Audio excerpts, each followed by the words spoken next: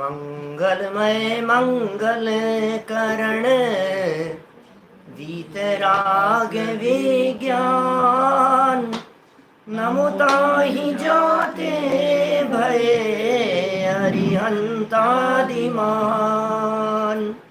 करि मंगल करि हो महा ग्रंथ करण के काज जाते मिले समाज सब पावे निज पद राज पावे निज पद राज मिथ्या भाव अभाव ते जो प्रगटे निज भाव सो जयवंत रहो सदा यही मोक्ष उपाव यही मोक्ष उपाव। मोक्ष मार्ग प्रकाशक नामक ग्रंथ है, आचार्य कल्प पंडित प्रवर टोडरमल जी साहब की यह अनुपम रचना। इसमें दूसरे अधिकार को आधार बनाकर कर्म सिद्धांत की चर्चा चल रही थी। आज हम आपको कर्म सिद्धांत के संदर्भ में बहुत विशेष बातें टोडरमल जी के एक ही पैराग्राफ के आधार पर बतलाएंगे। कर्मों के संदर्भ में अभी तक हमने बहुत बातें जानी है कि कर्म घातीय और अघातीय रूप से काम किस प्रकार से करते हैं। स्वभाव का घात करते हैं, संयोगों को उपलब्ध कराते हैं, निर्बल होते हुए भी बाह्य सामग्री का संपर्क कराने में भी निमित्त बनते हैं। वे निर्बल है लेकिन सहज ही इस प्रकार का निमित्त नैमित्तिक संबंध है जिसके आधार पर ऐसा काम होता हुआ दिखाई देता है।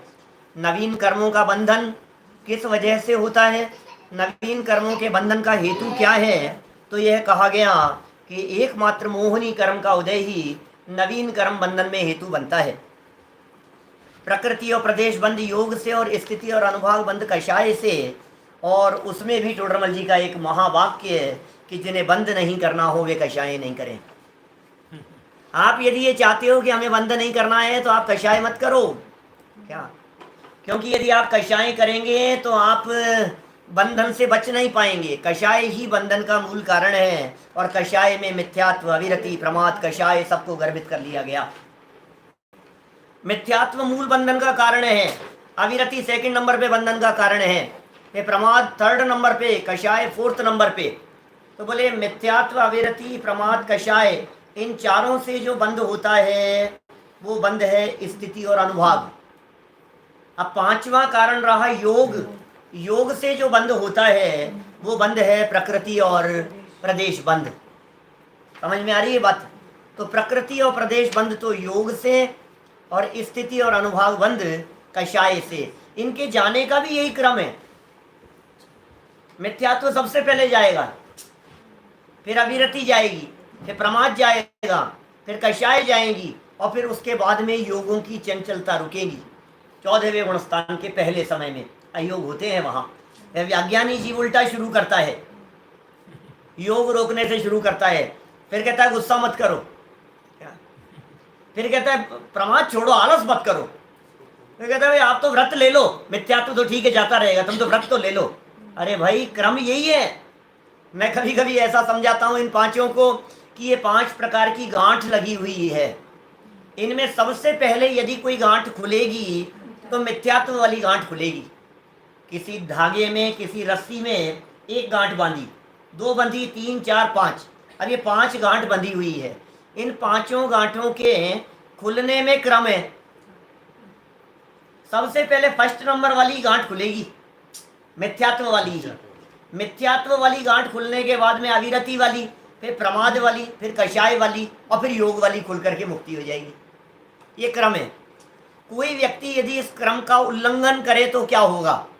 मैं पूछता हूं, थोड़ा सा प्रैक्टिकल सोचो। 5 गांठ लगी हुई है, मिथ्यात्व वाली गांठ को खोला नहीं, ग्रंथि गांठ क्या कहते हैं उसको, तो मिथ्यात्व वाली गांठ को खोला नहीं, और अविरति माने व्रत ले लिए, माने इस अविरति वाली गांठ को खोलने का प्रयास किया, तो बोले सेकंड नंबर वाली को खोलने के प्रयास में फर्स्ट और थर्ड और मजबूत हो जाती है। भाई पहली गांठ खुली नहीं, और दूसरे की को खींचा आपने सेकंड नंबर वाली को खोलने के लिए, तो पहली वाली और मजबूत हो जाएगी। अगर ये फर्स्ट वाला काम हो गया तो 99% तो यही है। हाँ, ये जो 5 जो कही है ना, इन पांचों में 99999 99,999 रुपए का कर्जा है, ऐसे समझाते हैं। 99,999 रुपए का कर्जा है, और इसमें हमारे को 99999 5 जगह थे ना, इसमें हमारे को 9 हटाना है, तो पहले 9 की कितनी कीमत है? 9 रुपए। 99,999 का कर्जा उतारने के लिए किसी के माथे था और हमारे माथे था मान लो, और हमने कहा कि भैया 9 रुपए लो और 1 9 साफ कर दो इसमें से। बोले भाई साहब 1 9 की कीमत 90,000 है। एक ये जो 5 नावे लगे हुए हैं ना, इनमें से पहला हटाने की कीमत 90,000 है, तो पहला मिथ्यात्व वाला हट गया तो 90,000 का कर्जा उतर गया, ऐसा है। फिर अविरति वाले की कीमत कितनी है? बोले 9,000 है। क्या? फिर थर्ड वाले की कीमत कितनी है? कि 900 रुपए है। कि फोर्थ वाले की कीमत कितनी है? कि 90 रुपए है। और अंतिम की कीमत कितनी है? कि 9 रुपए है। समझ में आ रही है बात? इसलिए अरहंत भगवान तक की बात करो आप। अरहंत भगवान के योग बचा है, अरहंत भगवान के योग बचा है, माने 99,999 में से 9 रुपए का कर्जा बचा है। अब बताओ अनंत भगवान के बंधन है या नहीं? अरे योग है, कुछ दम नहीं है, स्थिति अनुभाग तो है ही नहीं।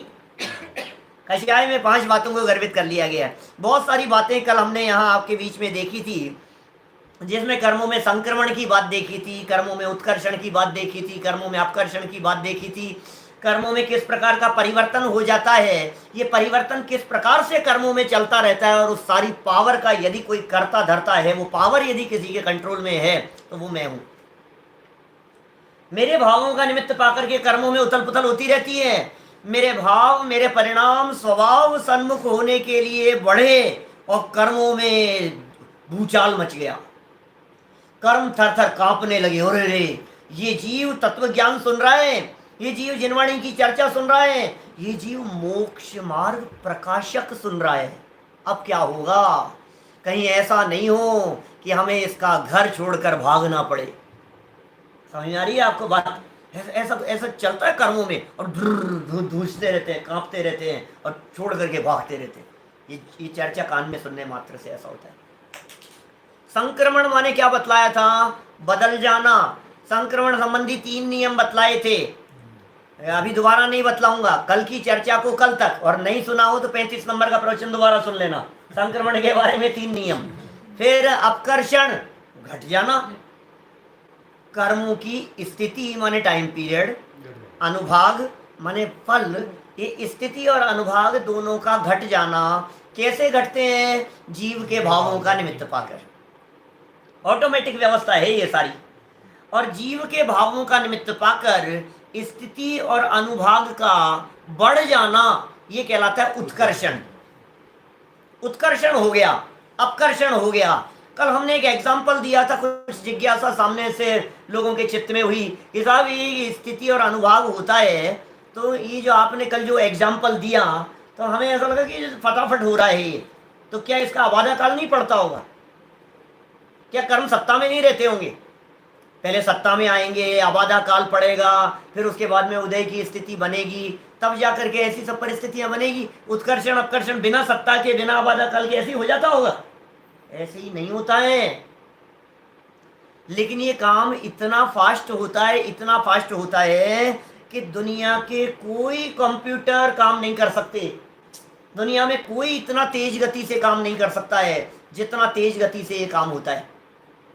सेकंड के असंख्यातवें भाग में काम हो गया है, 1 सेकंड के असंख्यातवें भाग में काम हो गया है। अब हम आपको क्या बतलाएं? इधर से वो बच्चा गुस्सा करता जा रहा है, पिताजी नाराज होते जा रहे हैं। ये जो उत्कर्षण हो रहा है ना, असंख्यात समय लग रहे हैं इनमें। इनमें आबादा काल भी पड़ रहा है, इनमें स्थिति भी पड़ रही है, और आबादा काल पूरा होकर के उदय भी आ गया है। सेकंडों में काम हो जाता है इस प्रकार से। आप क्या पकड़ पाएंगे इसे? मैंने तो स्थूल उदाहरण के माध्यम से आपको बात बतलाई थी, लेकिन कुल मिलाकर के ये बात गहराई से समझने योग्य है। वस्तु स्वरूप को गहराई से समझना, वस्तु स्वरूप क्या है। तो ये बंध सत्ता, और सत्ता के संदर्भ में ही हमने कह दिया उदय काल जब तक नहीं आवे तब तक वे एक क्षेत्रावगा रूप से बंधान रूप रहते हैं। एक क्षेत्रावगा बंधान सिर्फ शरीर का और द्रव्य कर्मों का आत्मा के साथ में है। अन्य द्रव्यों का जो संबंध कहा जाता है ये अलग प्रकार का है। समझ में आ रही है बात? कपड़ों के साथ में जो संबंध है वो संयोग है हमारा, बाहरी पदार्थों के साथ में जो संयोग है, जो संबंध है हमारा, स्त्री पुत्रादि के साथ में जो संबंध है, सब संयोग संबंध है। समझ में आ रही है बात? माने ये जो अलग अलग प्रकार के संबंध, ये कर्म सिद्धांत एक क्षेत्रावगा, संयोग संबंध, निमित्त नैमित्तिक संबंध पिछले 25 साल से समझा रहे हैं बारीकी से। क्या कभी कदाचित कोई वाक्य इधर उधर निकल जावे तो अन्यथा अर्थ ग्रहण मत करना। समझ में आ रही है बात? देखो क्या कह रहे हैं यहाँ 29 नंबर पेज से हम बात को आगे बढ़ाएंगे। बहुत महत्वपूर्ण प्रकरण है, नया प्रकरण है, मार्मिक चर्चा है। थोड़ा उपयोग को एकाग्र करके गहराई से समझने का प्रयास करना, बहुत आनंद आएगा। मेरे चित्त में इतनी बातें घूम रही है, मैं क्या बतलाऊं आपको, एक एक लाइन पढ़ते जाओ। 29 नंबर पेज, कर्मों की उदय रूप अवस्था। विविध अवस्थाओं की बात कर रहे हैं। एक अवस्था का नाम कहा था सत्ता, एक अवस्था का नाम कह रहे हैं उदय। सत्ता अलग अवस्था है, उदय अलग अवस्था है। आपने सुना होगा कदाचित, कभी आपने कर्म सिद्धांत पढ़े हो, 10 करण यदि आपने पढ़े हो, उनमें स्थिति नाम का कोई करण नहीं है। अभी सारी बातें क्लियर होगी। ये कंसेप्ट बहुत गजब अलग ढंग से मैं क्लियर करने वाला हूँ एक एक पॉइंट को आपको। माने स्थिति जो है, स्थिति नाम का कोई करण नहीं है। स्थिति कर्म की अवस्था नहीं है, अनुभाग कर्म की अवस्था नहीं है। कर्म परमाणु पुद्गल है, उन कर्म परमाणुओं में शक्ति बदली है, उन कर्म परमाणुओं का टाइम पीरियड बदला हो रहा है। वो स्थिति और अनुभाग ये कर्म परमाणुओं की अवस्था नहीं है। समझ रहे हैं आप? कर्म परमाणुओं की 10 प्रकार की अवस्था कही है। बंध ये एक विशिष्ट प्रकार की कर्म की अवस्था है। सत्ता माने पड़े रहना, स्टॉक में पड़े रहना, गोडाउन में पड़े रहना। कल 2-3 एग्जाम्पल देकर के आपको बात कही थी। ये स्टोर में पड़े हुए, पड़े पड़े भी बदलना हो रहा है। आप सोच रहे हो पड़े पड़े कैसे बदलेंगे? बदल रहे हैं, ऑटोमेटिक बदल रहे हैं। हमारे इन चर्म चक्षुओं से पकड़ में नहीं आता। हम यहाँ आकर के बैठे और उठ करके गए, पौन घंटा 1 घंटा हम यहाँ बैठे, तो 1 घंटे में क्या परिवर्तन नहीं हुआ क्या? अरे बहुत परिवर्तन हो गया। हमने एक दिन ऐसा कहा था कि आपके अनंत परमाणु ग्रहण हो रहे हैं, अनंत परमाणु छूट रहे हैं। कर्मों में भी ऐसा होता जा रहा है। सत्ता में पड़े पड़े बदल रहे हैं, ऑटोमेटिक चेंज हो रहा है। आपने गुलाब जामुन बनाए, सुबह से शाम तक आपने रखे, उनमें परिवर्तन हो रहा है। सब्जी बनाई आपने, सुबह से शाम तक परिवर्तन हो रहा है। आपको लग रहा है कुछ भी परिवर्तन नहीं है। आपको लगने से क्या होता है भाई साहब? सत्ता, बंध, सत्ता। अब तीसरी अवस्था का नाम है उदय। उदय की तीव्रता का नाम है, तीव्र एक साथ बहुत पुंज के पुंज एक साथ उदय में आवे, उसका नाम है उदीर्णा।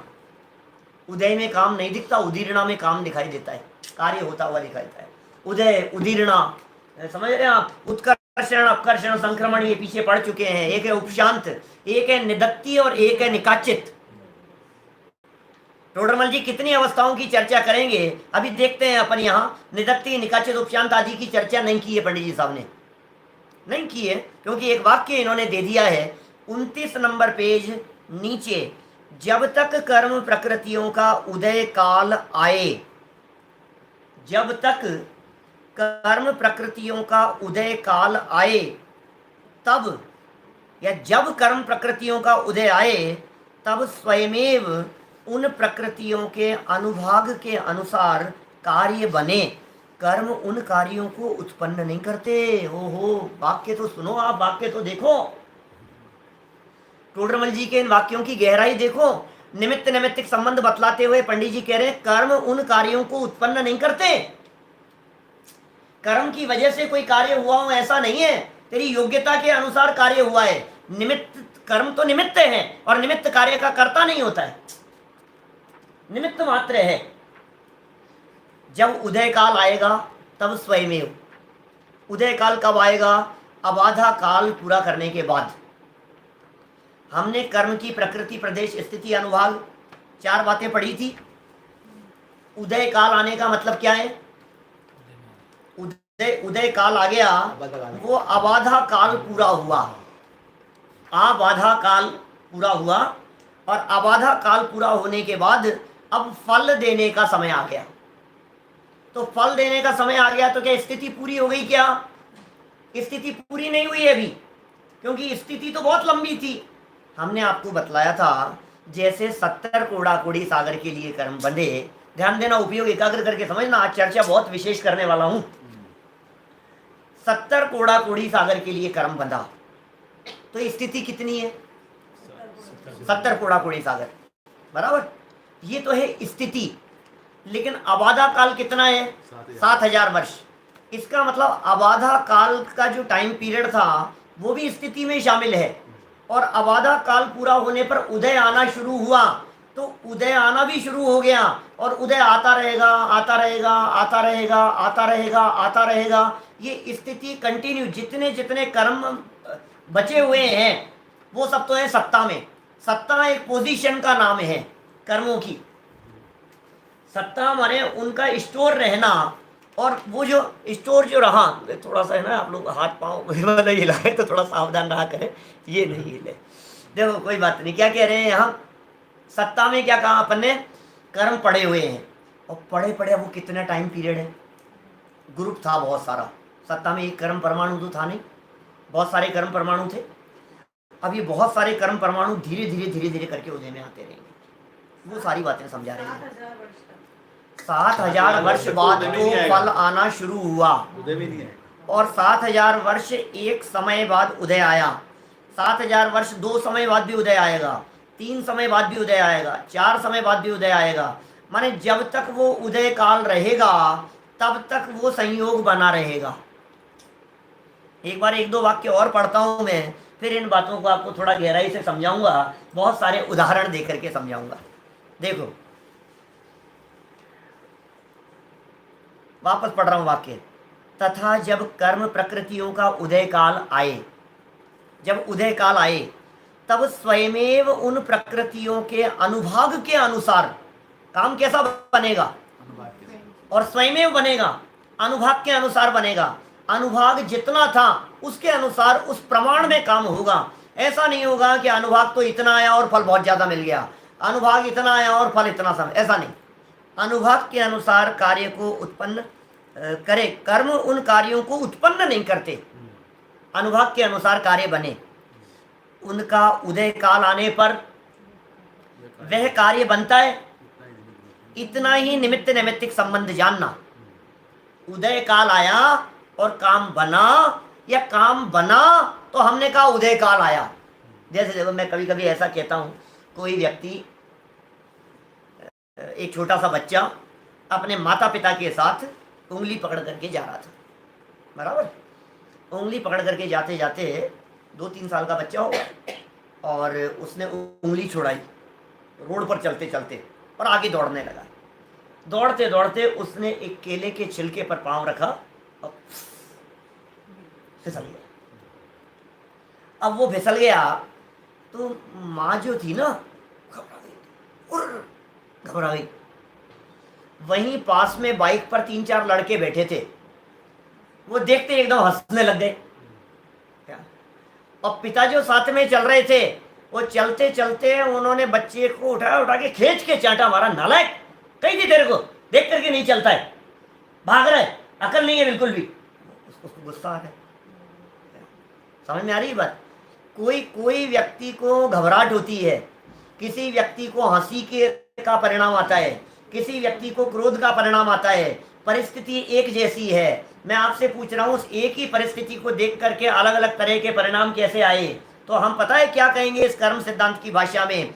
जिस व्यक्ति को क्रोध का परिणाम आया, इसका मतलब ये है कि उसके अंदर में क्रोध नामक कर्म प्रकृति का उदय चल रहा था। जिस व्यक्ति को हंसी आई, इसका मतलब यह है अंदर में हास्य नामक कर्म प्रकृति है, हास्य नाम का एक कर्म है, उस कर्म प्रकृति का उदय चल रहा था। जिसको भय का परिणाम हुआ, घबराहट हुई, इसका मतलब यह अंदर में उसके भय नामक कर्म प्रकृति का उदय चल रहा है। भय नामक कर्म प्रकृति का उदय आवे, क्रोध नामक कर्म प्रकृति का उदय आवे, तो ये गुस्सा होता हुआ दिखाई देता है। अब उल्टी बात कहता हूं, लेकिन जब जब क्रोध कर्म प्रकृति का उदय आवे तब तक गुस्सा करे, ये नियम नहीं है। दो वाक्य समझना, अलग अलग वाक्य बोलता हूं। जब जब गुस्सा आया तब तब नियम से क्रोध कर्म प्रकृति का उदय है। क्या कहा?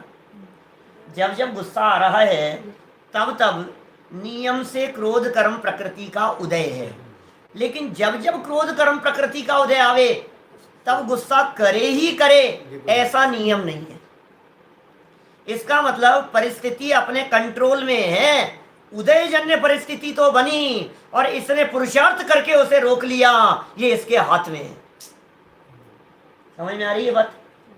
तो इन्होंने कहा निमित्त नैमित्तिक इस प्रकार का संबंध जानना, तथा जिस समय फल उत्पन्न हुआ उसके अनंतर समय में उन कर्म परमाणुओं को, कर्म पुद्गलों को अनुभाग शक्ति का अभाव होने से कर्मत्व पने का अभाव होता है। क्या कहा? जब उदय आ गए उसके अनंतर समय, शब्द एक एक शब्द बहुत ध्यान से देखना। जिस समय फल उत्पन्न हुआ माने फल दे दिया, अब उसके अंतर गैप नहीं पड़ेगा, बिना अंतर के उसी समय जैसे ही फल दिया, बिना गैप पड़े हुए उसी समय उन कर्म पुद्गलों में जो एक शक्ति थी, अनुभाग नाम की शक्ति, उसका अभाव हो गया। माने अब उसमें फल देने की शक्ति नहीं बची। उन कर्म परमाणुओं ने अपना काम कर लिया। अब जब उन्होंने अपना काम कर लिया तो अब वे बचेंगे नहीं, अब वे रहेंगे नहीं, उनमें कर्मत्व पने का अभाव होता है, वे पुद्गल अन्य पर्याय रूप परिणमित होते हैं। इसका नाम सविपाक निर्जरा है। फल देने के बाद फल कम दिया या ज्यादा दिया ये अलग मैटर है, लेकिन कर्म ने जब अपना फल दे दिया उसके बाद में वे कर्म बचे नहीं रहेंगे, अब खत्म होंगे ही होंगे। इसका नाम सविपाक निर्जरा है। देखो मैं कभी कभी ऐसा कहता हूँ, बंधन दो प्रकार का। कौन कौन सा? प्रकृति प्रत्यय स्थिति अनुभव, तो सविपाक अविपाक नहीं, बंधन दो प्रकार का। हमारे बंधन से छूटना दो प्रकार का, बंधन नहीं, बंधन से छूटना दो प्रकार का। जैसे किसी व्यक्ति को जेल हुई, 10 साल की उसको जेल की सजा सुनाई गई। अब वो बंधन में, जेल माने बंधन, अब वो जेल से छूटेगा तो बोले दो प्रकार से छूटना हो सकता है। जेल से छूट गए साहब, 10 साल की सजा हुई थी, एक तो ये कि वो 5 साल में छूट जावे, एक तो ऐसे छूटना हुआ, और दूसरा ऐसा कि अपनी सजा पूरी करके छूटे। बोलो, तो सजा पूरी करने के बाद भी छूटा और किसी ने कहा अरे बड़ी खुशी की बात है आप छूट गए। अरे काहे की खुशी की बात है, सजा तो पूरी भुगत ही ली थी, फिर क्या छूट गए? फिर तो छूटना ही था भाई। सजा पूरी हो जाने के बाद में थोड़ी ना बंधन में रहते। तो ये यहाँ जिस फल की बात कर रहे हैं, कर्म परमाणु थे, उन कर्म परमाणुओं ने अपना फल दे दिया, बोले अब क्या करेंगे? छूटेंगे, अपने आप ही छूटेंगे। भाई साहब हमें भी प्रति समय कर्मों का फल मिल रहा है, हर समय कर्मों का फल मिल रहा है। आपने लड्डू खाया, ये अलग कर्म का फल है। आपने नमकीन खाई, ये अलग कर्म का फल है। आपने रोटी, डोसे, मिठाई, नमकीन जो भी खाया, अलग अलग कर्म का फल है। हर समय फल मिल रहा है उसका। और वो फल मिलने के बाद फिर क्या हुआ? अब खत्म। कोई भी संयोग जो हमारे साथ में बना हुआ है, वो संयोग कब तक बना रहता है? जब तक उस कर्म का उदय चलता रहेगा तब तक वो कर्म हमारे संयोग में रहेगा। उदय खत्म हो गया, वो पदार्थ संयोग से चला गया। देखो जब मोबाइल है हमारे हाथ में आया, मोबाइल मिला, किसी कर्म के उदय से मिला होगा। अब वो जो मोबाइल मिला है, वो मोबाइल कब तक रहेगा हमारे हाथ में? जितनी उसकी स्थिति है, जितनी स्थिति है उस समय तक रहेगा। और जितनी स्थिति है उस समय तक हर समय मोबाइल हमारे पास में रहे रहे रहे रहे रहे रहे रहे, ऐसा उदय चलता रहेगा। और फल देने के बाद में वो परमाणु झड़ते चले जाएंगे।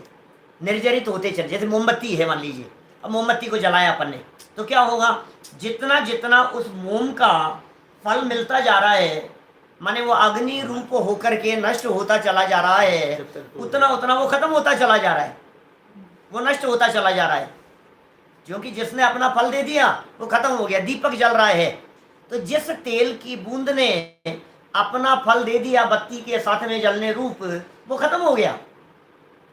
जैसे समझ लीजिए आप गैस सिलेंडर है, तो गैस सिलेंडर बंद है, तो बंद है, खोला नहीं है अभी, चालू नहीं किया है, उसे गैस में लगाया नहीं है अभी हमने, पैक है वो, जब तक पैक है तब तक का काल कहलाता है आबादा काल। और अब गैस सिलेंडर को हमने शुरू किया, तो शुरू होते ही खत्म हो जाएगा क्या वो, कि नहीं, शुरू हुआ, अब शुरू होने के बाद माने उदय होना शुरू हो गया। अब कब तक रहेगा, जब तक धीरे धीरे करके वो स्टॉक उसका खत्म नहीं होगा तब तक चलता रहेगा। कितने उदाहरण दे सकते हो आप, बहुत सारे एग्जाम्पल से चर्चा कर सकते हैं। इत्र है, मान लीजिए इत्र की शीशी है, कपूर है, आजकल कपूर बहुत चल रहा है इस सीजन में, ऐसे समय में, ये साहब ये कोरोना वायरस का चक्कर है, कपूर जला करके रखो, कपूर रखो, आपके पास में कपूर का पैकेट है, ठीक है, जब तक आपने उस कपूर के पैकेट को खोला नहीं है, तब तक वो पूरा का पूरा वैसे का वैसे ही रहेगा, जितना था उतना ही। इसका मतलब खुलने के बाद, जब तक खुला नहीं है तब तक का काल है अबाधा काल। अब खुलने के बाद में उस कपूर ने उदय आना शुरू किया, तो खोलते ही खत्म हो जाएगा वो, कि नहीं, उदय आना तो शुरू हो गया लेकिन खत्म नहीं होगा वो।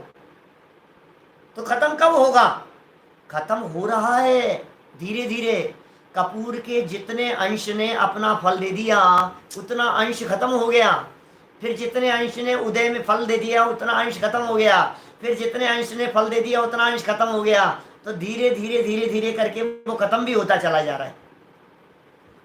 पॉइंट समझ रहे हैं? तो बोले ये फल दे करके जो कर्म खिरे, इसे कहते हैं सविपाक निर्जरा। वो बंधे हुए परमाणु अन्य रूप परिणमित हो जाते हैं, शक्ति खत्म हो गई उनकी, अब शक्ति नहीं बची। कोई भी चीज, जूस निकाल रहे हैं, मान लीजिए आप गन्ने का रस निकाल रहे हैं, तो गन्ने को उसमें डाला और जितने जितने अंश में से रस निकल गया, अब उसमें रस पने का अभाव हो गया, अब उसमें रस नहीं बचा है। समझ में आ रही है बात? डाला हमने ऐसे, अब इसमें रस है क्या, बोले अब इसमें रस पने का अभाव है, खत्म हो गया। बम था, जो बारूद के बने हुए बम होते हैं, जो दिवाली के दिनों में लोग छुड़ाते हैं, फोड़ते हैं, बम विस्फोट करते हैं, छुड़ाते रहते हैं, हिंसा का काम है, किसी जैनी के करने योग्य नहीं। क्या हमने 1990 में त्याग कर दिया था पटाखे छुड़ाने का, तब से उसके बाद में कभी पटाखों को छुआ नहीं, माने ये, लेकिन फिर भी एग्जाम्पल समझने के लिए, एक सूतली बम था, समझ रहे, उसके लगाई किसी ने आग, तो अब वो फटेगा, सुनो, वो फटेगा तब तो उसके चिथड़े चिथड़े उड़ जाएंगे, बराबर, और वो फटा नहीं, लेकिन उसने ऐसा चिंगारी सी निकली और फुस होकर के रह गया। अब बताओ, अब वो दोबारा काम में आएगा कि नहीं आएगा? कितना विस्फोट किया, कितनी आग निकली, वो अलग मैटर है, लेकिन उसने अपना काम कर लिया, अब वो दोबारा काम में आने योग्य नहीं। ऐसे ही कर्म है, इन कर्मों ने एक बार अपना काम कर लिया तो अब ये दोबारा काम नहीं करेंगे, अपना काम करके निपट गए, और जब काम कर लेने के बाद निपट गए, इसका नाम है सविपाक। विपाक शब्द का अर्थ होता है फल, फल मिलने का नाम है विपाक। सविपाक, पाक विशिष्ट प्रकार से पक जाना, वो कहलाता है सविपाक। फल देकर के जो कर्म निर्जरित हो उसे भी निर्जरा कहते हैं, इसका नाम है सविपाक निर्जरा। हमारे भी हर समय निर्जरा हो रही है, निगोदिया के भी हर समय निर्जरा हो रही है, बच्चे के भी हर समय निर्जरा हो रही है, सोते समय भी हर समय निर्जरा हो रही है, खाते पीते नहाते धोते 24 घंटे हमारे निर्जरा चालू है। अब आप कहेंगे साहब ये तो मजे हो गए, हमारे निर्जरा हो रही है, तो सुनो, ये मजे उसी प्रकार है जिस तरह से जेल में सजा पूरी करके निकलने वाले व्यक्ति के मजे हैं। आएंगे मजे, सजा तो पूरी भोग ली ना, फिर तो छूटेगा ही। हाँ, असली निर्जरा तो वो है जिसमें सजा पूरी नहीं भोगे, और पहले निकल जाए तब तो कहें कि कुछ बेनिफिट हुआ। उसको कहते हैं अविपाक निर्जरा। सविपाक माने फल सहित और अविपाक माने फल रहित। समझ में आ रही है बात? फल देकर के हुई निर्जरा और बिना फल दिए हुई निर्जरा। यद्यपि बिना फल दिए हुए कोई कर्म निर्जरित नहीं होते हैं, कर्मों का सिद्धांत है ये। सारे कर्म फल देकर के ही खिलेंगे, लेकिन वो फल बहुत अंश मात्र में आ गया, स्थिति अनुभाग बहुत कम हो गया। वो स्वमुख की जगह परमुख से उदय में आकर के खिल गए। बंदा इतना था, इतने से आकर के समझ लो आप समुद्र बराबर था तो चुल्लू पर पानी जितने में निकल गया, तो हमने कहा निर्जरा हो गई इसकी, तो उसे निर्जरा कहते हैं। कौन सी निर्जरा कहते हैं? अविपाक निर्जरा कहते हैं। इसके संदर्भ में दौलत राम जी की बहुत सुंदर पंक्तियां हैं 6 डाला की 5वीं ढाल में निर्जरा भावना का वर्णन करते हुए। 6 और 3 9 और 2 11 नंबर का छंद है 5वीं ढाल का। 5वीं ढाल के 11 नंबर के छंद में क्या कहते हैं? निज काल पाए विधि झरना तासो निज काज न सरना। क्या कह दिया? निज काल पाए विधि माने कर्म, झरना झर गए। अपन करेंगे जब 5वीं ढाल की चर्चा आएगी, 10-12-15 दिन में आ जाएगी चर्चा शाम के प्रवचन में, तब विस्तार से चर्चा करेंगे इन दोनों निर्जरा के बारे में। लेकिन अभी मोटा मोटा आप समझ लीजिए। निज काल पाए विधि झरना तासो निज काज न सरना।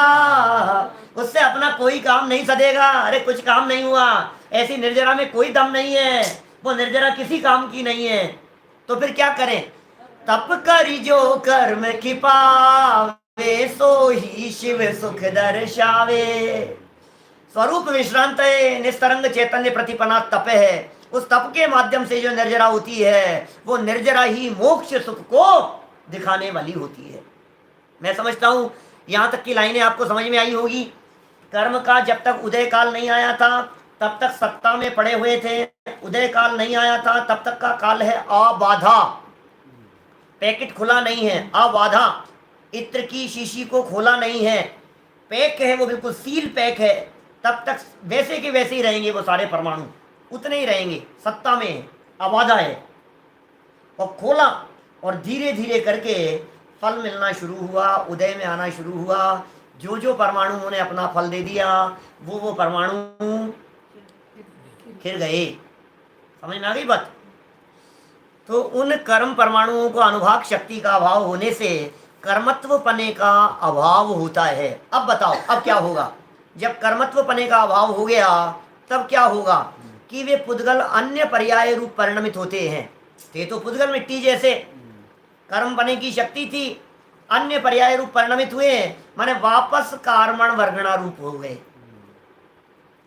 कार्मण वर्गणाओं की एक विशिष्ट प्रकार की अवस्था थी, उस अवस्था का नाम था कर्म। अब कर्म रूप से कब तक रहे? जब तक स्थिति अनुभाग था। अब स्थिति अनुभाग पूरा हो गया तो वे कर्म अकर्म हो गए। अब ये तो क्या है, दोनों प्रकार के वाक्य हमने सुने हैं, मूल में तो कहीं इस तरह का कोई स्पष्ट वाक्य पढ़ने में आया नहीं है। कभी तो ऐसा सुना है कि जो वर्गणाएं जिस रूप है वे वर्गणाएं उसी रूप से रहेगी, दूसरी वर्गणाओं में नहीं बदलेगी, नंबर 1। और दूसरा वाक्य ऐसा कि पुद्गल है, पुद्गल की एक वर्गणा दूसरी वर्गणाओं में भी बदल सकती है, ऐसा भी है। तो कर्म अकर्म रूप हो गए, बस समझ लो आप, अन्य पर्यायों रूप परिणमित हो गए। इसका नाम सविपाक निर्जरा है। इस प्रकार प्रति समय उदय होकर कर्म खिलते हैं। हर समय कर्म का फल मिल रहा है, हर समय कर्म खिल रहे हैं, हर समय कर्म का फल मिल रहा है। आप सोच सकते, अरे साहब हमें ऐसे लगता है जब हड्डी टूट गई तो लगता है कर्म का फल मिला। देख बेटा फल मिल गया ना तुझे। बच्चों को समझाते हैं, पैर में कांटा लग गया, रोने लगा बच्चा, हमने कहा देख बेटा तूने गाली दी थी ना, फल मिल गया तेरे को। देख तूने उसके साथ में ऐसा किया था ना, तुझे फल मिल गया। हमें ऐसे लगता है किसी विशिष्ट परिस्थिति में फल मिलता होगा। यहाँ ये कह रहे हैं हर समय आपको फल मिल रहा है। आपके वर्तमान में आयु कर्म का उदय चल रहा है, आपके वर्तमान में नाम कर्म का उदय चल रहा है, वर्तमान में आपके ज्ञानावरणी कर्म का उदय चल रहा है, वर्तमान में दर्शनावरणी का, 8 कर्मों का उदय प्रति समय चल रहा है यहाँ बैठे बैठे भी।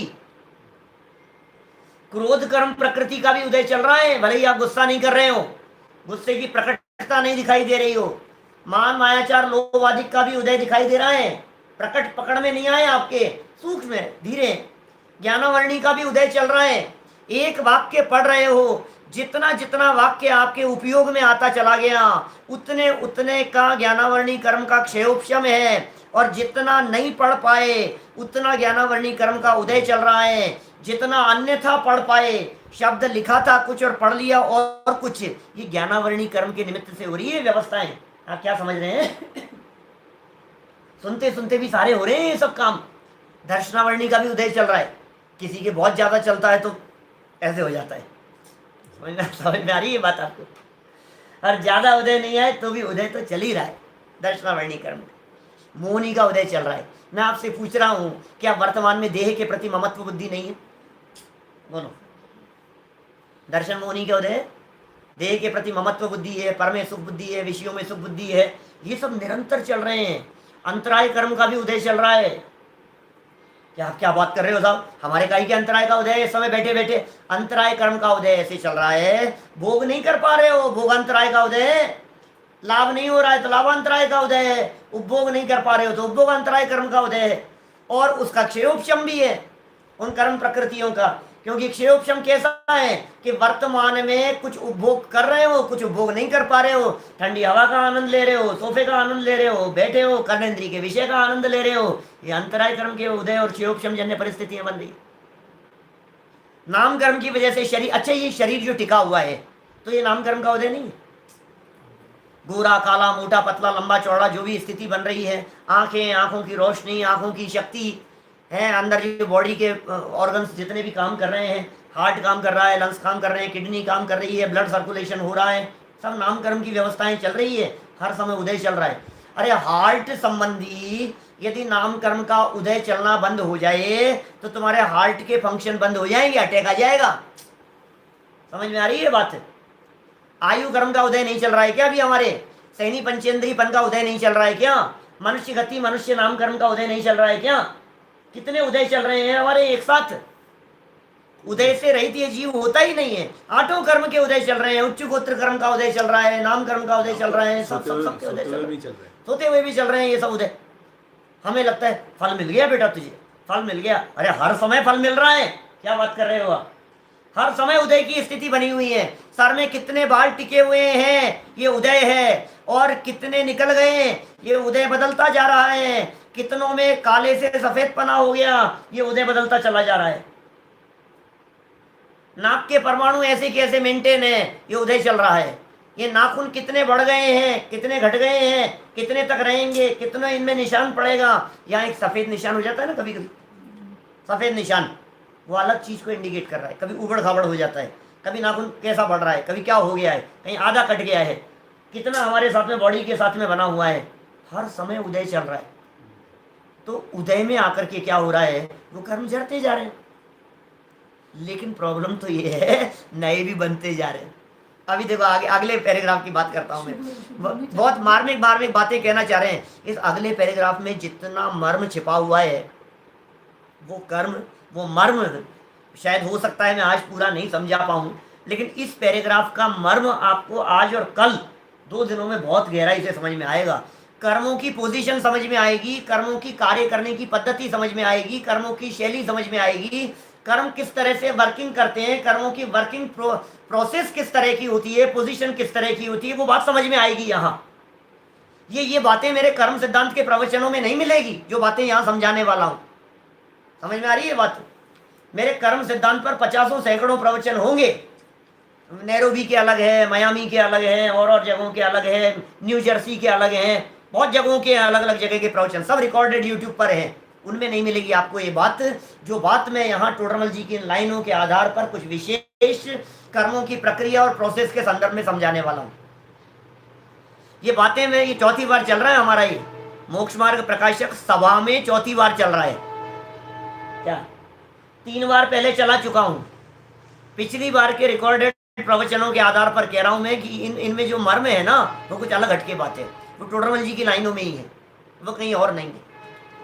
टोडरमल जी ने कर्म सिद्धांत के संदर्भ में दूसरे तीसरे अध्याय में जितना विस्तृत वर्णन किया है, इस वर्णन को देख करके हमारे को अंदाजा लगता है कि टोडरमल जी की इस कर्म सिद्धांत के संदर्भ में गहराई कितनी थी और पकड़ कितनी थी। और इतना सब वर्णन लिखने के बावजूद भी टोडरमल जी इस पैराग्राफ की लास्ट लाइन में क्या लिखते हैं, देखो जरा। पैराग्राफ बाद में पढ़ेंगे, पहले लास्ट लाइन पढ़ो। इसके लास्ट लाइन में क्या लिखा इसी पैराग्राफ की, सो इन सब का, माने प्रकरण खत्म होने पर, सो इन सब का विशेष आगे कर्म अधिकार में लिखेंगे, वहां से जानना। कर्म अधिकार है क्या आगे? आगे कर्म अधिकार में लिखेंगे। अरे भाई साहब, टोडरमल जी कह रहे हैं कर्म अधिकार के अंदर मैं विशेष लिखूंगा, यहां विशेष नहीं लिख रहा हूं मैं। इसका मतलब टोडरमल जी के दिमाग में इतना सब कर्मों का वर्णन कर लेने के बावजूद भी कोई कर्म के संदर्भ में इंडिविजुअल चैप्टर लिखने की प्लानिंग थी, और कितना मैटर दिमाग में होगा। वो तो उनकी जीवन पूरा हो गया, आयु पूरी हो गई, और हमारे को वो चीज मिल नहीं सकी। लेकिन टोडरमल जी के पेट में कितना था वो उपलब्ध से अनुमान लगाया जा सकता है। अब पैराग्राफ पढ़ता हूं, देखना। इस प्रकार प्रति समय उदय होकर कर्म खिरते हैं। कर्मत्व पने की नास्ती होने के पीछे, कर्म की नास्ती होने के पीछे वे परमाणु उसी स्कंध में रहें या अलग हो जाएं, कुछ प्रयोजन नहीं रहता। कर्म बंधे, एक पुंज का पुंज ऐसे मिट्टी के ढेले के समान, कल कही थी शायद मैंने, पुड़वी पिंड समाना एक गाथा दी है, समय सार की गाथा है। ये आत्मा के साथ में बंधे हुए कर्म मिट्टी के ढेले के समान पड़े हुए हैं। जब तक इनका उदय काल नहीं आएगा और अनुभाग के अनुसार ये कर्म फल नहीं देंगे, तब तक जैसे मिट्टी पड़ी होती है, पत्थर रखा हुआ होता है, वो कुछ नहीं है, पड़ा है, ऐसे आत्मा के साथ में कर्म पड़े हुए हैं।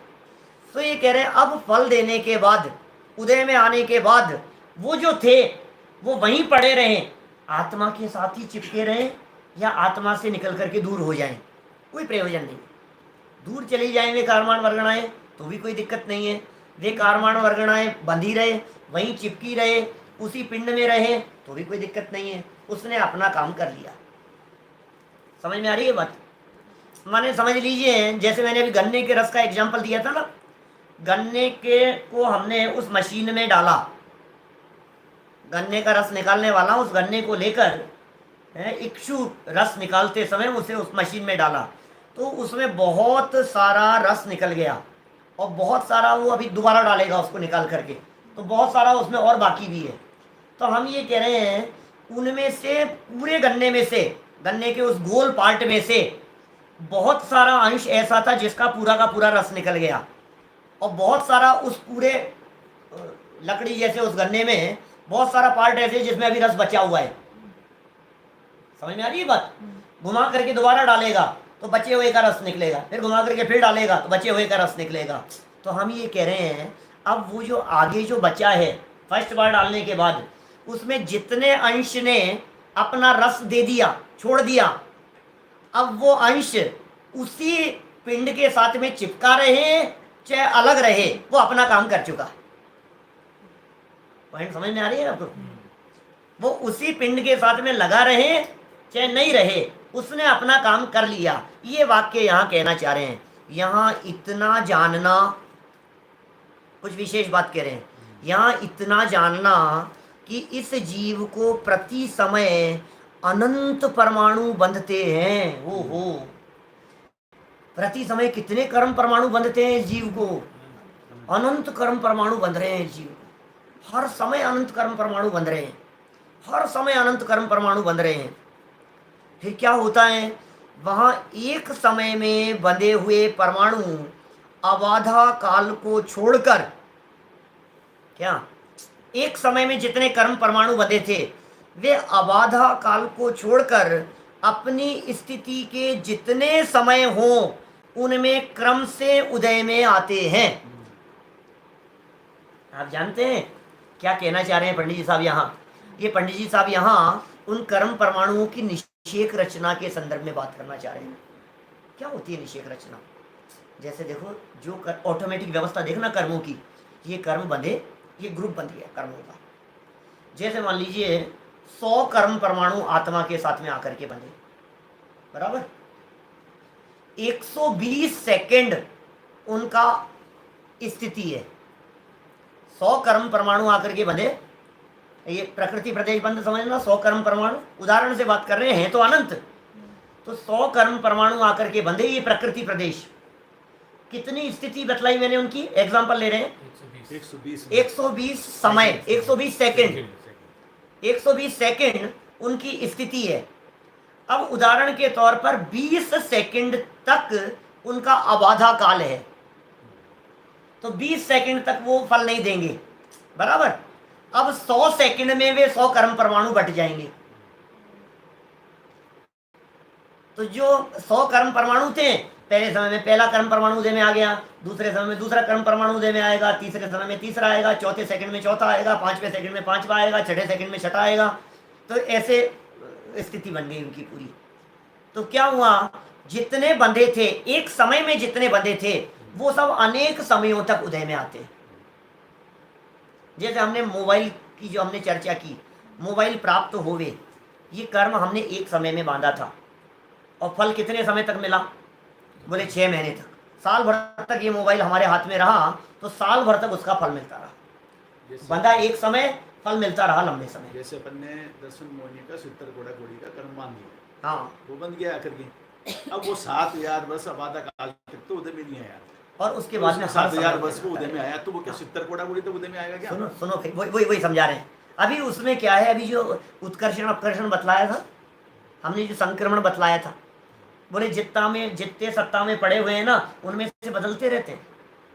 ऐसा नहीं है कि वो दर्शन मोहनी कर्म हमारे 70 कोड़ा कोड़ी सागर तक उदय में आता ही रहेगा, आता ही रहेगा, आता ही रहेगा। अरे अभी तू अपने स्वभाव की दृष्टि करे तो वे 70 कोड़ा कोड़ी के जो कर्म थे वे अंतः कोड़ा कोड़ी में रह करके और अभी विध्वंस हो सकते हैं सारे के सारे। इतनी पावर है तेरी स्वभाव दृष्टि की, नहीं करे तो उपयोग की एकाग्रता की इतनी पावर है। तेरे उपयोग की एकाग्रता जैसे ही स्वभाव सन्मुख होती है, वे कर्म सारे के सारे जल करके नष्ट हो जाते हैं, एकदम सारे के सारे जल करके नष्ट हो जाएंगे। ये पावर है। जैसे समझिए आप, उपयोग है ना, उपयोग, हमारा उपयोग ऐसे डाइवर्ट है बहुत सारे अलग अलग जगह पर, उपयोग केंद्रित हो अपने स्वभाव की तरफ। तो जैसे ही अपना उपयोग अपने स्वभाव की तरफ केंद्रित हुआ, वैसे ही क्या हुआ, एकदम कर्मों में आग लग गई। समझ रहे, सूर्य की किरणें विकेंद्रित है। जैसे ही हमने बचपन में ऐसा करते थे, वो लेंस आता है, उसको हिंदी में तो उत्तल लेंस कहते हैं, इंग्लिश में क्या कहते हैं पता नहीं, उत्तल लेंस होता है, ऐसे बीच में से उठा हुआ होता है, अलग अलग ऐसे मार्केट में मिलते हैं। तो उसको ऐसा लगाओ और उसमें सूर्य की किरणें पड़ रही है, नीचे जा रही है, तो अब उसको केंद्रित करो, ऐसा पोजीशन बनाओ। ये मैग्नीफाइंग ग्लास जो है, बिल्कुल ऐसा क्या होता है, केंद्रित कर दी उसकी रेज को, तो जला देगा वो, पेपर जल जाएगा, रुई होगी तो रुई जल जाएगी। ऐसे ही हमारा उपयोग जो पंचेंद्रिय विषय भोगों में चारों तरफ पांचों इंद्रियों के माध्यम से इधर उधर दौड़ रहा था, चारों तरफ से उपयोग को समेटकर, शास्त्रों से उपयोग को समेटकर, समझ लीजिए आप, आत्मा में अनंत गुण, आत्मा में अनंत धर्म, आत्मा में अनंत शक्तियां, ऐसे ऐसे विचार चिंतन चल रहा है, ये उपयोग बटा हुआ है। इन सब को समेटकर एक त्रिकाली ध्रुव अभेद अखंड आत्मा में उपयोग को केंद्रित किया।